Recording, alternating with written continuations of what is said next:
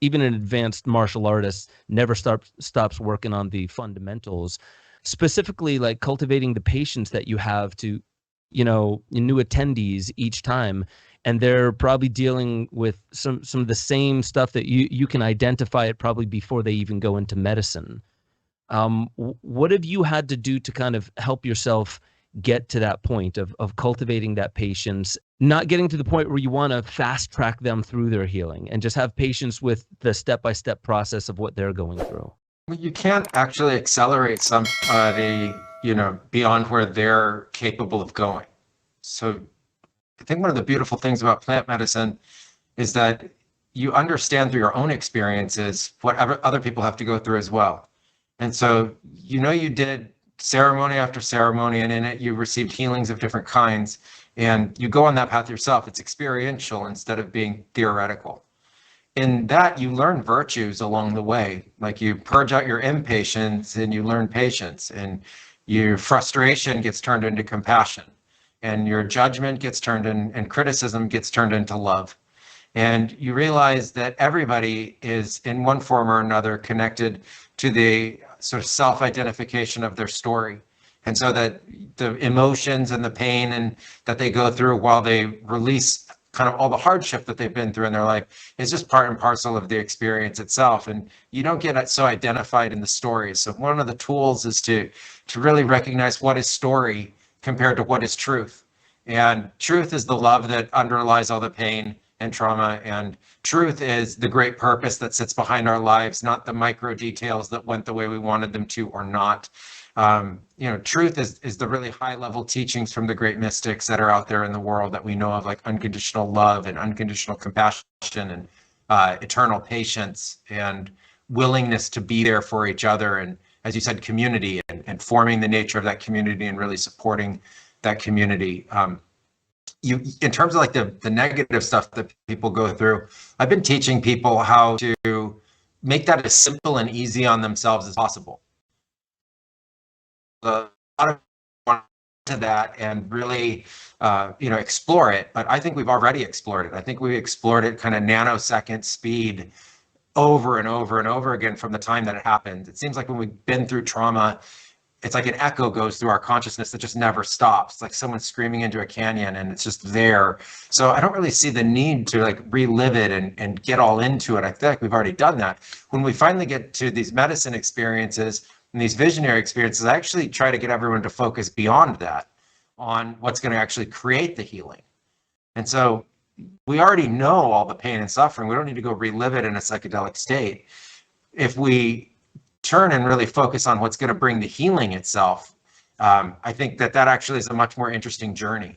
And in doing so, we actually produce a faster response for the amount of transformation that someone's ready to receive in that moment. And you can also help get them ready in an accelerated nature to be able to continue their own transformation as well.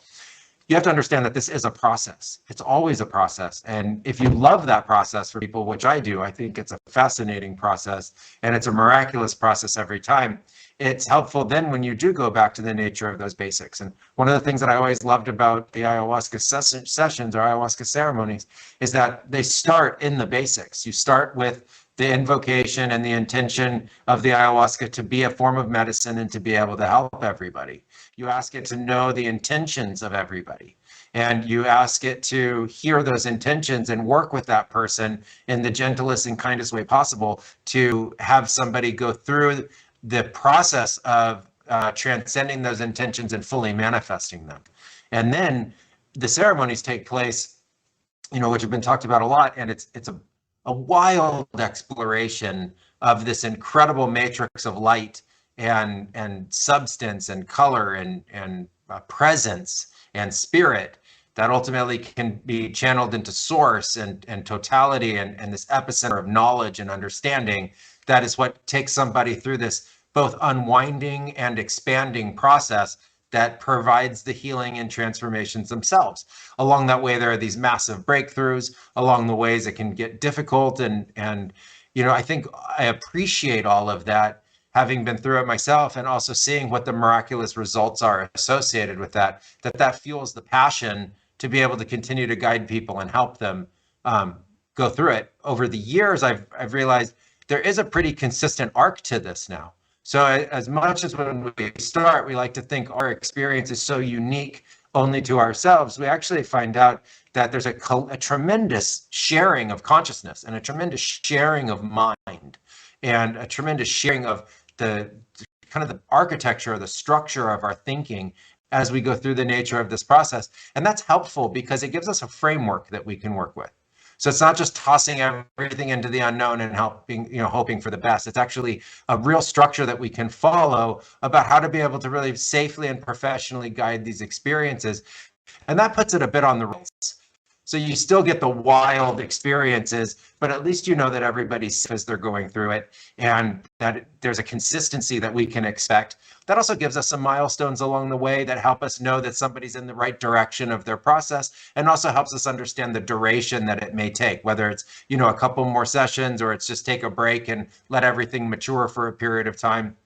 And so all of that really helps. The last final piece, I think, which is really important, is that make it more about your heart than make it about what's going on in your mind. A lot of people get caught up in what's going on in their mind, and that's going to change over time. And so it can seem like, unbelievably dramatic when it's happening because it's the super intensity of your thoughts. But I like to hold up a cigarette lighter and kind of flick the light like that and say, the amount of energy in that cigarette lighter was more than the energy in your thoughts at that time. So the thoughts is such a small amount of energy that's actually taking place that it seems so whelming in the nature of the experience. Please recognize how finite those thoughts really are, but that the energy that comes through the heart is the sort of eternal presence of love and healing, and also like the real core of your truth and the real core of your spirit, which is what's ultimately being unveiled through this process. And that's what's where the source and fluidity of the transformation of your spirit and the evolution of your consciousness is going to take place. And so I kind of like to think drop the mind as much as possible, go as deep inward as we can, really focus on the heart, and then appreciate the nature of the experience because it is beyond our normal senses and it does awaken our extraordinary senses, and that's just a fundamentally miraculous experience to get to be a part of.